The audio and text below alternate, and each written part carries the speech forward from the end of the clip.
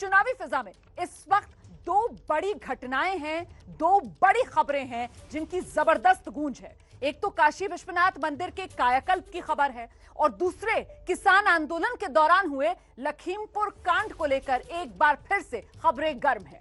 ऐसे में ये जानना दिलचस्प हो जाता है कि ये जो हलचल है वो चुनाव को आखिर कितना प्रभावित करेगी। सर्वे का वो पहला सवाल जो अब मैं आपके सामने रखने जा रही हूं, और पहला सवाल प्रधानमंत्री नरेंद्र मोदी के काशी दौरे को लेकर है कि आखिरकार प्रधानमंत्री नरेंद्र मोदी का वाराणसी दौरा, क्या इस दौरे से बीजेपी के पक्ष में माहौल बनेगा? और इस सवाल के जवाब के तौर पर जो आंकड़े सामने आए हैं, 57% लोगों का मानना है हां, प्रधानमंत्री नरेंद्र मोदी के काशी दौरे से बीजेपी को फायदा मिलेगा, चुनावी माहौल में बीजेपी के पक्ष में माहौल बनेगा। हालांकि 43% लोग ना में जवाब दे रहे हैं। अब आगे दूसरा सवाल इसी प्रधानमंत्री नरेंद्र मोदी के काशी दौरे से ही जुड़ा हुआ, और दूसरा सवाल यह आपके सामने आ गया है, काशी विश्वनाथ कॉरिडोर, इसके शुभारंभ ने क्या बीजेपी को फायदा पहुंचाया है? कितना फायदा पहुंचाया है बीजेपी को काशी विश्वनाथ कॉरिडोर के शुभारंभ से? और इसका जवाब आप देख सकते हैं, 53% का मानना है कि इसके शुभारंभ से बीजेपी को बहुत फायदा मिलेगा। हालांकि आंकड़ा आगे दिखाते हैं आपको, थोड़ा फायदा मिलेगा बीजेपी को, ये कहने वाले 20% लोग हैं। और साथ ही एक और आंकड़ा जो आपका इंतजार कर रहा है, वो आंकड़ा उन लोगों का है जो ये कह रहे हैं कि बिल्कुल फायदा बीजेपी को नहीं मिलेगा, और ऐसे कहने वाले 27% लोग हैं। और अब अगला सवाल आज के सर्वे का तैयार है, और वो सवाल क्या है उस पर जरा एक बार नजर डाल लीजिए। ये सवाल आपके सामने आ गया है, किसान नेता अगर चुनाव लड़ेंगे तो फिर यूपी में फायदा किसे? सवाल बड़ा सीधा कि आखिरकार अगर किसान चुनाव लड़ेंगे तो यूपी में फायदा किसे होगा? बीजेपी को फायदा होगा, ये कहने वाले हैं 55% लोग। 55% लोगों की राय में अगर किसान नेता चुनाव लड़ते हैं तो फायदा बीजेपी को। हालांकि 45% का मानना है कि किसान नेताओं के चुनाव लड़ने से विपक्ष को फायदा होगा। और इसी खबर से जुड़ा हुआ अगला सवाल, मतलब किसानों के मुद्दे से जुड़ा हुआ अगला सवाल, और वो अगला सवाल क्या है जरा उस पर भी नजर डाल लीजिए। ये आपकी टेलीविजन स्क्रीन पर अगला सवाल, किसान नेता राजनीतिक दल में अगर शामिल होते हैं तो फिर किसे फायदा? ये सवाल किसान नेताओं के राजनीतिक दल में शामिल होने को लेकर है, और इससे फायदा आप देख सकते हैं बीजेपी को फायदा होगा, ये कहने वाले 55% लोग हैं। और साथ ही विपक्ष को फायदा मिलेगा, ये कहने वाले 45% लोग। तो दोनों ही सवालों के जवाब में 55% लोगों का यह मानना है कि साहब फायदा बीजेपी को होगा अगर किसान नेता चुनाव लड़ते हैं या फिर राजनीतिक दल में शामिल होते हैं।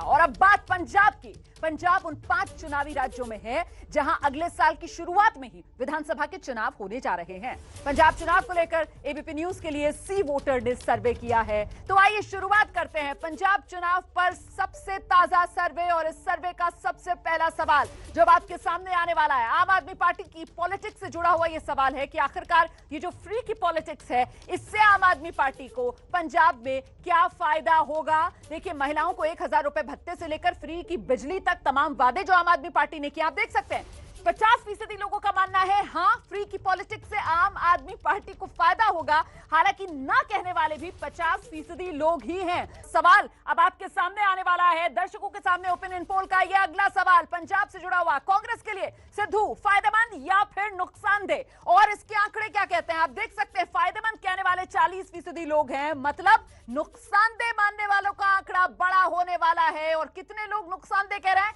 60% लोगों का मानना है कि सिद्धू कांग्रेस के लिए नुकसानदायक, मतलब हानिकारक साबित होने वाले हैं। और इस बीच अगला सवाल पंजाब से जुड़ा हुआ ओपिनियन पोल का अब आपके सामने आने वाला है टेलीविजन स्क्रीन पर। यह अगला सवाल आज के ओपिनियन पोल का पंजाब से जुड़ा हुआ, कैप्टन अमरिंदर सिंह, कैप्टन की नई पार्टी से कांग्रेस को कितना नुकसान? कांग्रेस से बागी हुए कैप्टन अमरिंदर सिंह अपनी कुर्सी जाने के बाद और उसके बाद अपनी नई पार्टी का ऐलान, और साथ ही गठबंधन का भी बीजेपी और सुखदेव सिंह ढींडसा के साथ उन्होंने कर दिया है। और ऐसे में आप देख सकते हैं 40% का मानना है कि कैप्टन की अलग पार्टी बनाने से कांग्रेस को ज्यादा नुकसान नुकसान होगा ये कहने वाले 40%, कम नुकसान होगा ये कहने वाले 32%, कोई नुकसान नहीं होगा ये कहने वाले 28% लोग हैं। लेकिन बड़ा आंकड़ा उन लोगों का जो ये मानते हैं कि ज्यादा नुकसान होगा कांग्रेस को कैप्टन अमरिंदर सिंह की इस नई पार्टी और साथ ही साथ गठबंधन से। ओपिनियन पोल में ये सबसे ताजा आंकड़े आपने देखे और आगे एबीपी न्यूज पर और क्या है खास, नजर डालें। देश में ओमिक्रॉन के केस तेजी से बढ़ने शुरू हो गए हैं। अब ओमिक्रॉन केसों की संख्या 61 पर पहुंच गई है। ओमिक्रॉन ने खतरे की घंटी बजा दी है, लेकिन लोग अब भी संभल नहीं रहे हैं और ऐसे में कोरोना की नई लहर की आशंका सताने लगी है।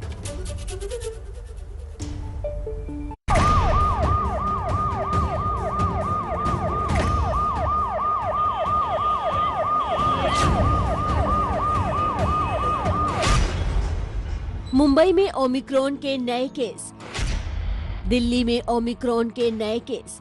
देश के ये दो बड़े शहर खतरे की चेतावनी दे रहे हैं। मुंबई में मिले 7 केसों ने तो ओमिक्रॉन का अलार्म बजा दिया है। मुंबई में 28 तारीख को होने वाली कांग्रेस नेता राहुल गांधी की रैली को स्थगित करना पड़ा है। पिछले हफ्ते भर में जो नया वेरिएंट जो पूरे विश्व में जिसकी चिंता हम सारे लोगों को है, खास करके मुंबई में पिछले 3-4 दिनों में ज्यादा केसेस पाए गए ओमिक्रॉन इसके वेरिएंट की। मैंने बात की और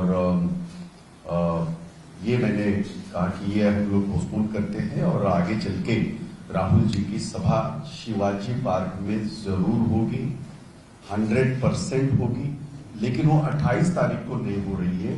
उसके आगे की डेट जो है वो मैं आपसे साझा करूंगा। वहीं ओमिक्रॉन के खतरे के बीच ही मुंबई में आज से सभी सरकारी और प्राइवेट स्कूल खुल रहे हैं। इससे पहले ओमिक्रॉन के खतरे के चलते मुंबई में 7वीं तक स्कूल खोलने को 15 दिसंबर तक टाल दिया था। स्कूल में कोरोना नियमों के पालन का दावा किया जा रहा है, हालांकि लोगों के मन में डर बरकरार है। वहीं माया नगरी मुंबई में कोरोना ने फिल्म इंडस्ट्री में दहशत फैला दी है। कभी खुशी कभी गम के 20 साल पूरा होने पर डायरेक्टर करण जौहर ने 8 दिसंबर को अपने घर पर एक पार्टी दी थी। ये वीडियो उसी पार्टी में जाते हुए सेलिब्रिटीज का है। सबसे पहले आप आलिया भट्ट को देखेंगे। इसके बाद एक ही कार से करीना कपूर, करिश्मा कपूर और अमृता अरोड़ा आई। तीनों ही एक सीट पर बैठी हुई थी और मास्क सिर्फ करिश्मा कपूर ने ही पहना हुआ था। बाद में अमृता अरोड़ा और करीना कपूर दोनों संक्रमित हुई। इसके अलावा इस पार्टी में सोहेल खान की पत्नी सीमा खान और संजय कपूर की पत्नी महीप कपूर भी आई थी। अब ये भी संक्रमित हैं, जिनकी इमारतों को बीएमसी ने सील करना शुरू कर दिया है।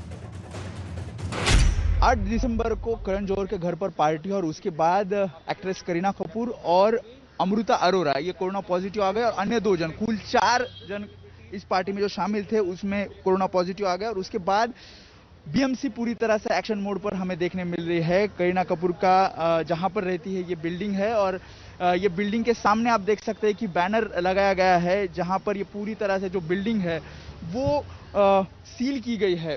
सुरक्षा के मद्देनजर इस बिल्डिंग को पूरी तरह से सील किया गया है। हालांकि करीना कपूर की तरफ से कहा गया है कि उन्हें जिस पार्टी से कोरोना हुआ है वहां एक आदमी लगातार खांस रहा था। करीना कपूर खान को कोरोना कैसे हुआ, इस बारे में उनकी प्रवक्ता ने हमसे आधिकारिक रूप से बात की और हमें बताया कि आखिरकार करीना कोरोना का शिकार कैसे हो गई। करीना के मुताबिक वो एक डिनर पार्टी में अपनी बेहद करीबी दोस्त अमृता अरोड़ा के साथ गई थी, जहां पर चुनिंदा लोग मौजूद थे, ज़्यादा लोग मौजूद नहीं थे। जैसा कि बताया जा रहा है करीना के मुताबिक चुनिंदा लोग मौजूद थे और वहां पर एक शख्स मौजूद था जो लगातार खांसे जा रहा था और बीमार लग रहा था। तो करीना के मुताबिक ऐसे में उस शख्स को उस डिनर में नहीं आना चाहिए था, जिसकी वजह से बाकी लोगों को खतरा पैदा हो गया है। करीना के मुताबिक उसी शख्स के जरिए ही कोरोना फैला है। मुंबई पहले भी कोरोना की मार झेल चुकी है और ऐसे में कोरोना के साथ साथ ओमिक्रॉन का खतरा नई लहर को बुलावा दे रहा है। हम लगातार दिखा रहे हैं कि मुंबई में लोग कोरोना नियमों का पालन नहीं कर रहे। लोकल सर्कल्स के सर्वे में भी सामने आया है कि अब कोरोना नियमों के पालन में कोताही हो रही है। देश भर के 303 जिलों के 25,000 से ज्यादा लोगों की राय ली गई। 83% लोगों ने माना कि अब सामाजिक दूरी का पालन नहीं कर रहे हैं। आपको बता दें कि साल 2019 दिसंबर में चीन से फैला कोरोना, साल 2021 दिसंबर दक्षिण अफ्रीका से फैला ओमिक्रॉन, 27 जनवरी 2020 भारत में कोरोना का पहला केस, 20 नवंबर 2021 पहला ओमिक्रॉन का केस सामने आया, जिसकी पुष्टि 3 दिसंबर को हुई। कोरोना की पहली लहर को समझेंगे तो आपको ओमिक्रॉन का खतरा दिखाई देगा। पहला केस 27 जनवरी 2020 को, 24 मार्च को लॉकडाउन से कोरोना को टालने की कोशिश की गई थी, लेकिन फिर भी मई 2020 तक आते आते रोज 5000 केस सामने आने लगे थे। कोरोना की पहली लहर का पीक आया था सितंबर में, जब केस 1 लाख के करीब पहुंचे थे। अब ना तो लॉकडाउन है और ऊपर से ओमिक्रॉन तेजी से फैलता है। ऐसे में नई लहर से बचना है तो सावधानी ही समझदारी है। भारत में देखिए ओमिक्रॉन के केसेस लगातार बढ़ते जा रहे हैं, लापरवाही बिल्कुल भी ना बरतें। देश में कोरोना के केसेस अब 61 तक पहुंच गए हैं। कल दिल्ली में 4 और महाराष्ट्र में 8 ओमिक्रॉन के नए केसेस मिले हैं। तो महाराष्ट्र में 28 केसेस अब तक मिल चुके हैं, राजस्थान में 17, दिल्ली में 6, कर्नाटक में 3 केसेस, गुजरात की बात करें तो 4 केसेस यहां तक अब तक रिपोर्ट किए गए हैं। केरल में 1 केस, आंध्र प्रदेश में 1 केस और चंडीगढ़ में 1 केस अब तक मिला है। कुल मिलाकर 61 केसेस अब तक मिल चुके हैं। ऐसे में आपसे अपील है कि आप तमाम गाइडलाइंस का पालन करते रहें। देखिए, यूपी में चुनावी माहौल बना हुआ है, लेकिन इस बीच मुरादाबाद से ऐसी खबर आई है जो ओमिक्रॉन की दहशत बढ़ाने वाली है। चुनावी राज्य मुरादाबाद में विदेश से आए करीब 130 लोग अब भी लापता है। लापता लोगों से संपर्क नहीं हो पा रहा है। फोन नंबर और घर के पते तक गलत निकले। लापता लोगों को निगरानी में रहना था, लेकिन गलत पते और गलत फोन नंबर बताकर वो लोग वहां से निकल गए, और जिसके बाद अब उनको तलाश भी किया जा रहा है। उनको पहले निगरानी में रखा जाना था जो लोग विदेश से लौट कर आए थे, लेकिन लोगों की लापरवाही की वजह से खतरा किस कदर बढ़ रहा है वो इस खबर से पता चलता है।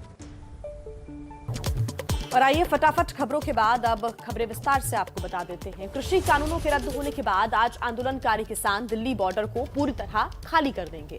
किसानों का अंतिम जत्था आज दिल्ली के गाजीपुर बॉर्डर के मुजफ्फरनगर लौट जाएगा। इस जत्थे में सबसे खास होंगे राकेश टिकैत, जो आंदोलन की रीढ़ रहे।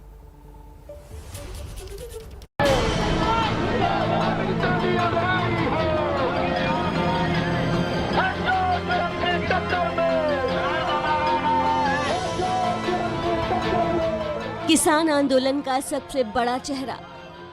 ये शाहीन बाग के आंदोलन नहीं है कि कोरोना का बहाना लगा के सरकारें खत्म करवा देगी आंदोलन।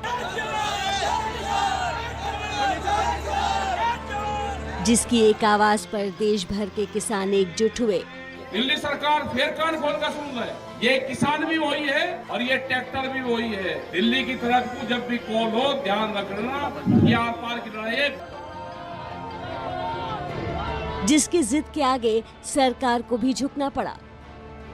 ये तो काले कानून तो मुर्दा है, घर में मुर्दा पड़ा हुआ है, उसका इतने अंतिम संस्कार नहीं करते। को मुर्दे को शमशान घाट पर जब वापसी लेकर को जाता है।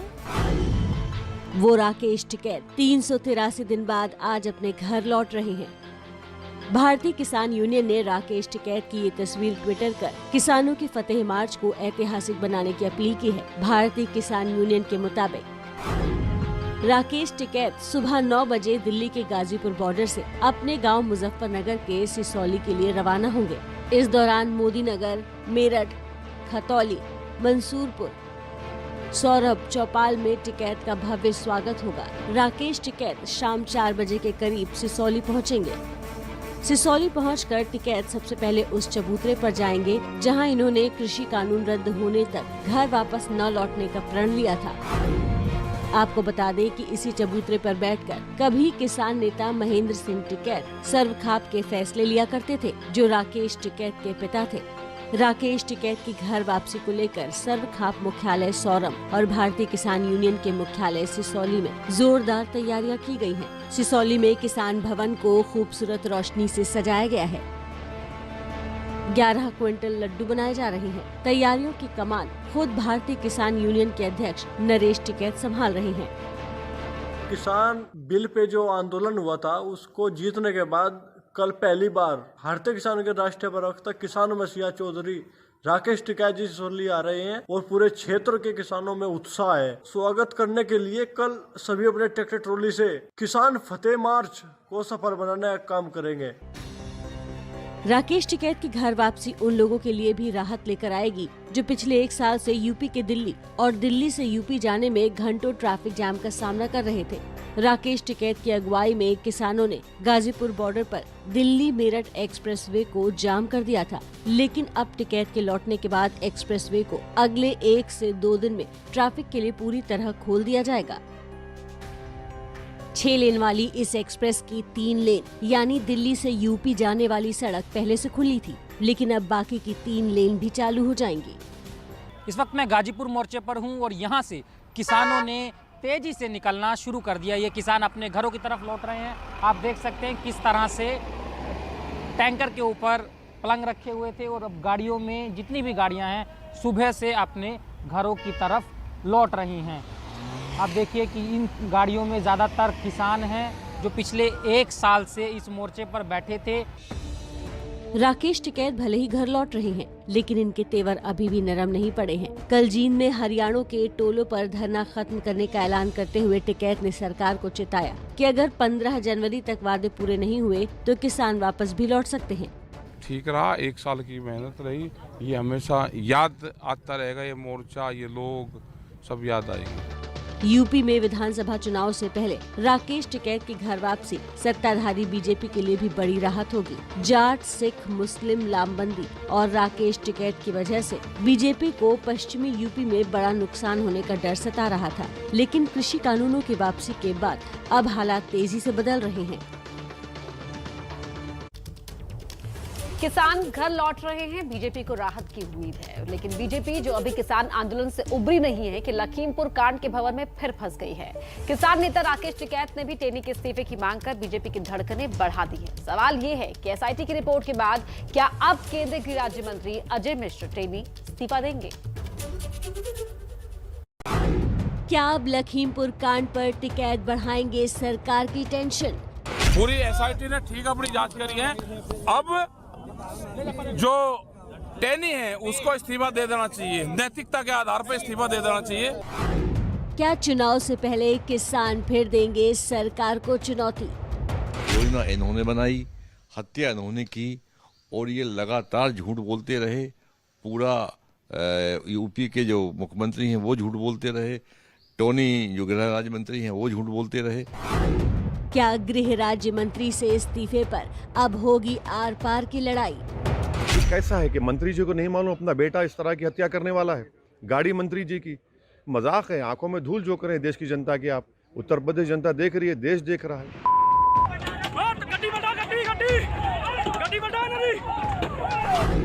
किसान नेताओं और विपक्ष के तल्ख तेवर इसलिए हैं क्योंकि लखीमपुर खीरी कांड की जांच कर रही एसआईटी ने 3 अक्टूबर की हिंसा को सुनियोजित माना है।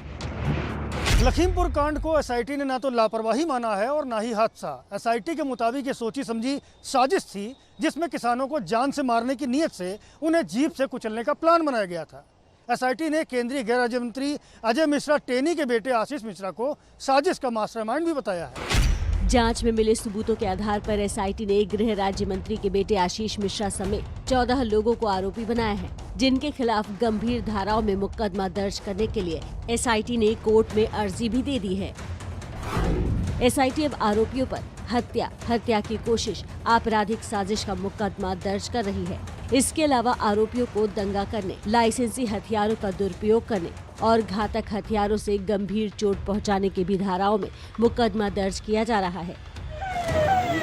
सुप्रीम कोर्ट की निगरानी में बनी एसआईटी की इस जांच रिपोर्ट से अजय मिश्रा टेनी और उनके बेटे की मुश्किलें बढ़ने वाली हैं। इसका अंदाजा शायद अब मंत्री जी को भी हो गया है। इसलिए कल रिपोर्ट के सार्वजनिक होते ही मंत्री जी लखीमपुर जेल में बंद अपने बेटे से मिलने भी पहुंचे, लेकिन सवालों का जवाब देने के लिए वो तैयार नहीं है।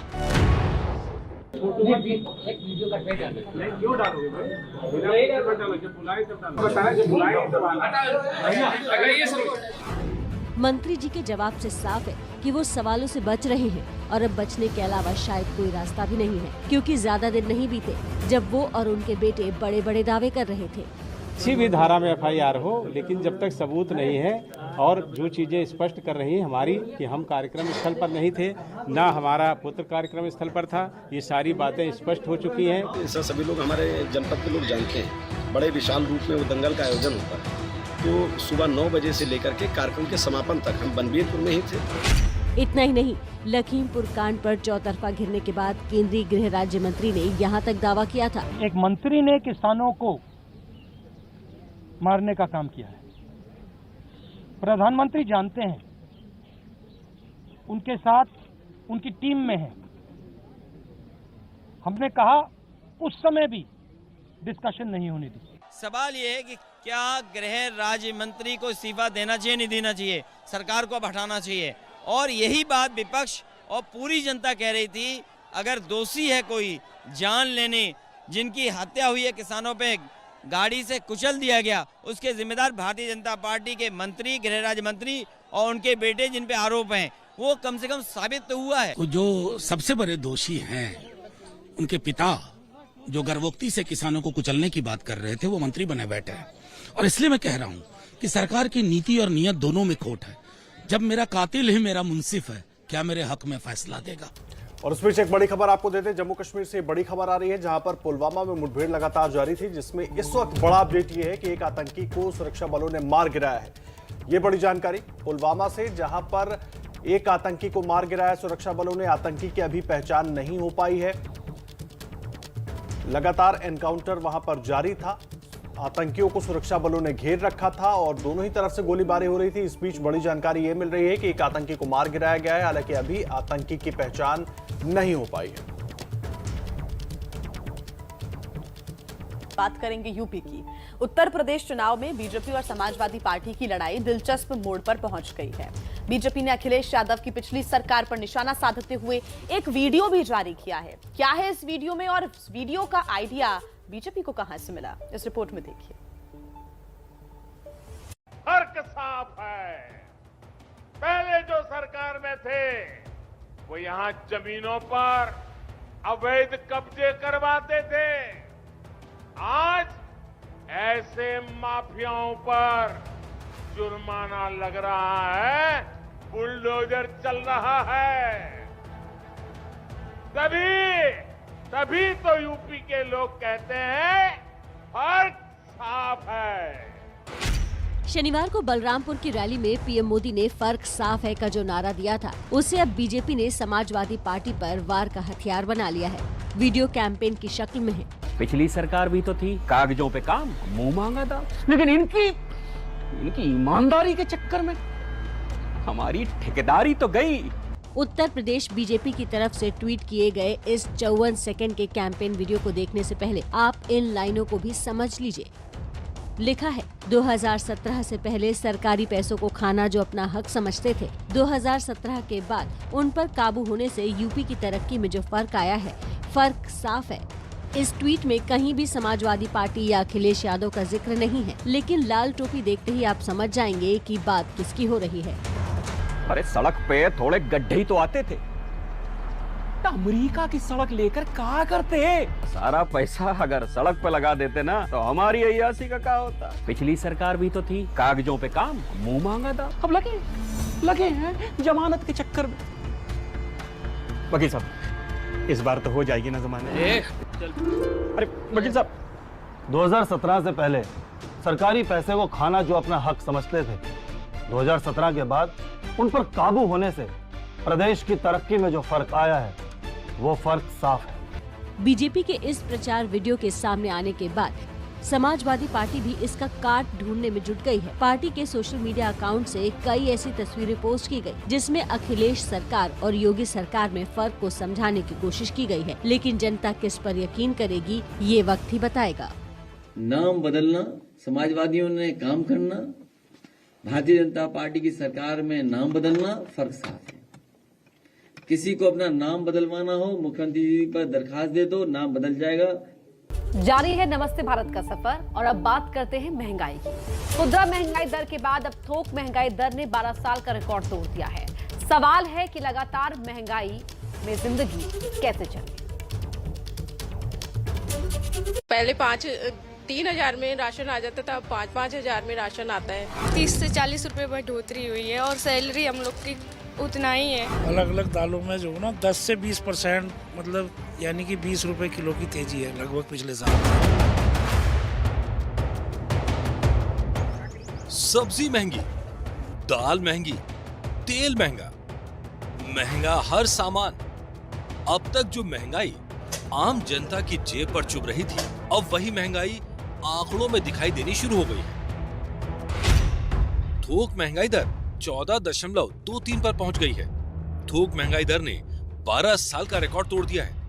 लगातार 8वें महीने थोक महंगाई दर 10% से ऊपर है। थोक महंगाई दर बढ़ने का मतलब ये कि लागत बढ़ रही है, जिसकी मार आखिरकार जनता पर पड़नी तय है। फर्क समझिए, पिछले साल के नवंबर में महंगाई दर सिर्फ 4.91 थी, जबकि अब ये पहुंच गई है 14.23 पर। सरकार का दावा है कि इसके पीछे खाद्य महंगाई दर, रसायन के अलावा खनिज तेल, धातु, कच्चे तेल और प्राकृतिक गैस की कीमतों में आया उछाल है। तेल की मार इकोनॉमी पर है, पर चौंकाने वाला आंकड़ा भी सामने आया है। सरकार ने पेट्रोल और डीजल पर टैक्स लगाकर पिछले 3 साल में 8 लाख करोड़ रुपए कमाए हैं। करीब करीब आधा तो सरकार ने पिछले 1 साल में ही कमाया है। सिर्फ वित्त वर्ष 2021 में सरकार ने 3.71 लाख करोड़ का टैक्स जुटाया है। महंगाई बढ़ने के पीछे इस टैक्स का भी योगदान है। ये भी सच है कि पिछले 2 साल में कोरोना के कारण लॉकडाउन से मैन्युफैक्चरिंग और सप्लाई चेन पर असर पड़ा है, जिसका असर अब चीजों पर पड़ना शुरू हो गया है। आरबीआई का अनुमान है कि आने वाले 3 महीनों में महंगाई की मार और पड़ेगी, यानी मुसीबत अभी बाकी है।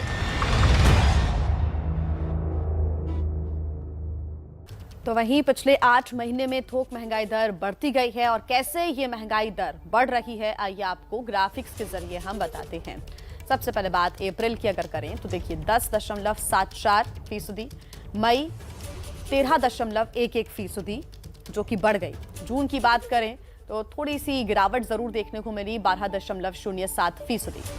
और आपको हम ग्राफिक्स के जरिए बता रहे हैं कि आखिर क्या बदलाव इन 8 महीनों में थोक महंगाई दर में देखने को मिला है। जुलाई की अगर हम बात करें तो 11.16%, अगस्त महीने की बात करें तो इस दौरान ये रिकॉर्ड की गई 11.66%, सितंबर की बात करें 10.66% और नवंबर महीने की बात करें, माफ कीजिएगा अक्टूबर का पहले आपको हम रिकॉर्ड बता देते हैं 12.54% और नवंबर जो अब 12 साल का रिकॉर्ड टूट गया है, नवंबर में 14.23% महंगाई दर, जो कि 12 साल के रिकॉर्ड को तोड़ते हुए सबसे ज्यादा रिकॉर्ड तोड़ ये महंगाई इस वक्त देखने को मिल रही है। आम जनता की जेब पर कैसे 8 महीनों में ये इजाफा हुआ है, ये बोझ देखने को मिला है, ये आपको हमने बताया।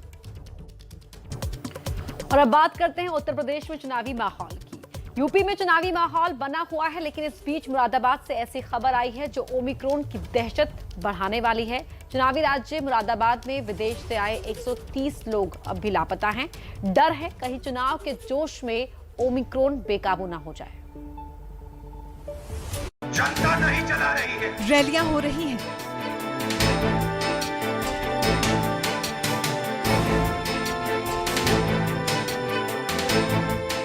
रोड शो हो रहे हैं, भीड़ जुट रही है।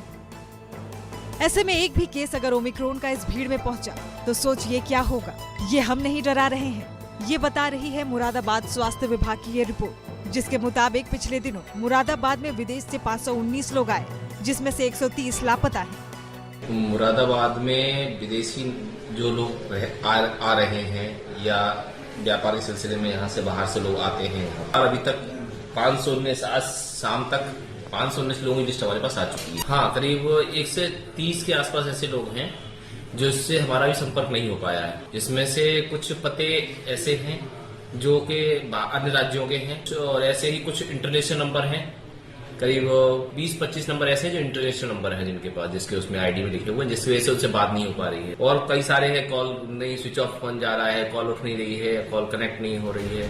प्रवीण श्रीवास्तव जिला सर्विलांस अधिकारी हैं और जिन पर लोगों को ट्रेस करने की जिम्मेदारी है, लेकिन इन 130 लोगों के या तो पते गलत निकले या फिर फोन नंबर गलत निकला और अब इनसे संपर्क नहीं हो पा रहा है। दिक्कत यह है कि ओमिक्रॉन दुनिया के 77 देशों में फैल चुका है। ऐसे में कौन कहां से वायरस लेकर आ रहा है कहना मुश्किल है, और यही वजह है कि चुनावी दौर में खतरा और बढ़ गया है। तो भारत में ओमिक्रॉन के केसेस लगातार बढ़ते जा रहे हैं। देश में कोरोना केसेस अब तक 61 तक पहुंच चुके हैं। ये नए वेरिएंट के आपको हम मामले बता रहे हैं। कल दिल्ली में 4 और महाराष्ट्र में 8 ओमिक्रॉन के नए केसेस मिले हैं। महाराष्ट्र की बात करें 28 केसेस सामने आए हैं अब तक, राजस्थान में 17, दिल्ली में 6 और कर्नाटक की बात करें तो 3 केसेस अब तक रिपोर्ट किए गए हैं। गुजरात में 4 केसेस सामने आए हैं, केरल में 1, आंध्र प्रदेश में 1 केस और चंडीगढ़ में 1 केस फिलहाल सामने आया है। आपसे अपील है कि आप तमाम गाइडलाइंस का पालन करें, कोरोना ओमिक्रॉन से बच कर रहें।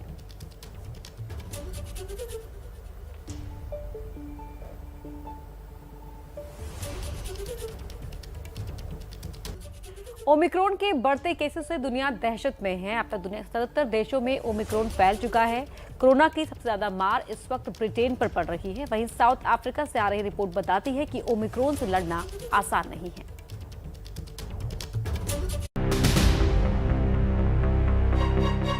ब्रिटेन सहमा हुआ है। क्रिसमस पर ओमिक्रॉन का साया। नए साल तक 10 लाख ओमिक्रॉन केसों की आशंका। ये है ब्रिटेन का वो सच जिसके डर से ब्रिटेन में वैक्सीन की बूस्टर डोज लगवाने के लिए होड़ लग गई है। ब्रिटेन में ओमिक्रॉन से पहली मौत दर्ज होने के बाद लोग वैक्सीन लगवाने पहुंच रहे हैं।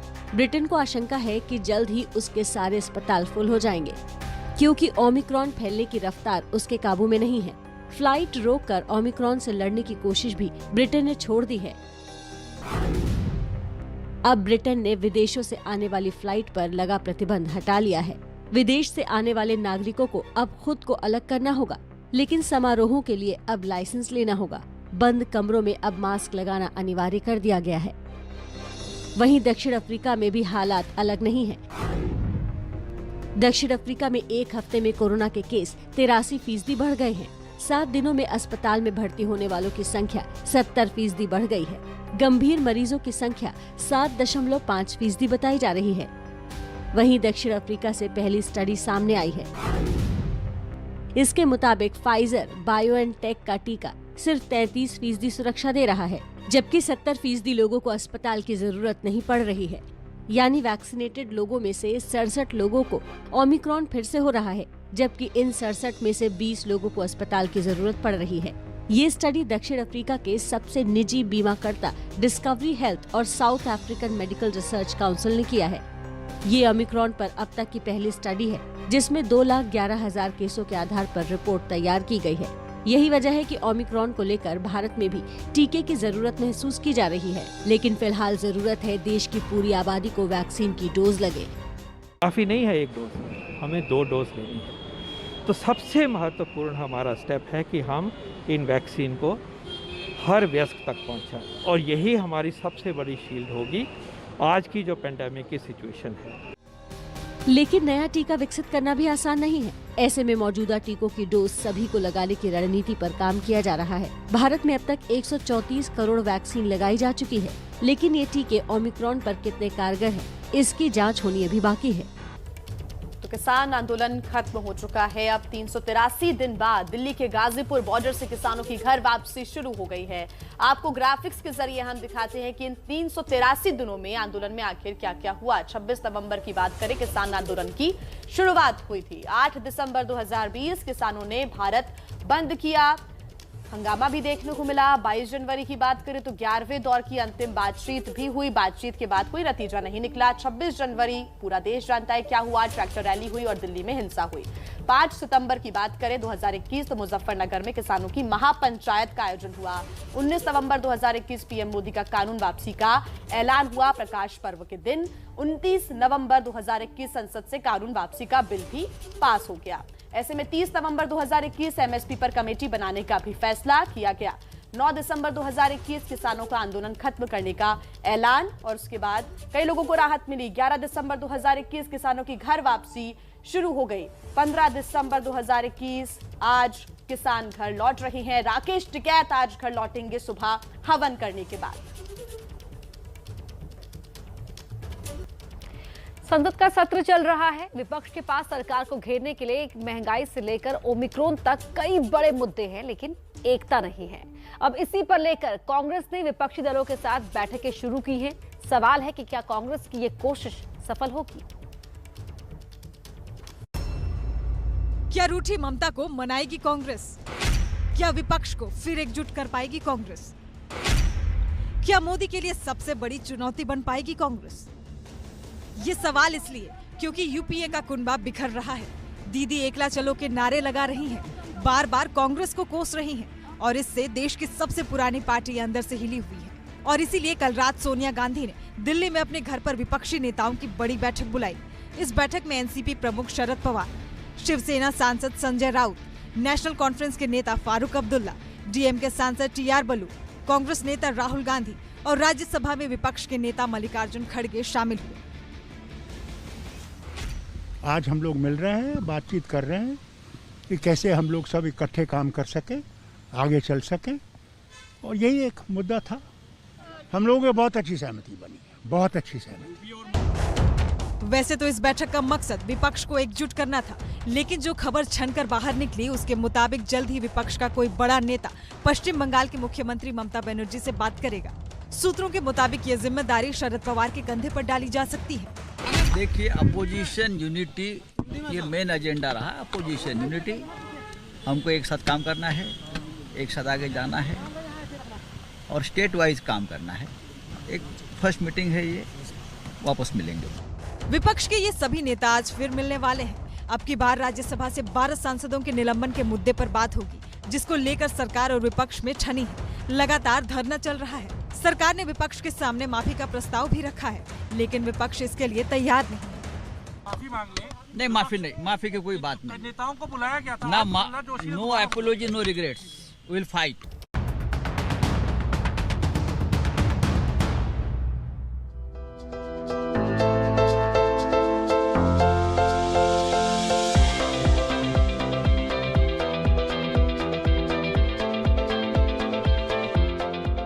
जहां विपक्ष एक होने की कोशिश कर रहा है, वहीं ममता बनर्जी विपक्ष के इस प्रयास की हवा निकालने की पूरी कोशिश कर रही हैं। ऐसे में उनको मनाने की बात भी चल रही है, तो क्या अच्छा नहीं होगा कि इसके लिए प्रशांत किशोर से बात कर ली जाए, क्योंकि बात निकलेगी तो दूर तलक जाएगी, यानी प्रशांत किशोर तक नहीं जाएगी।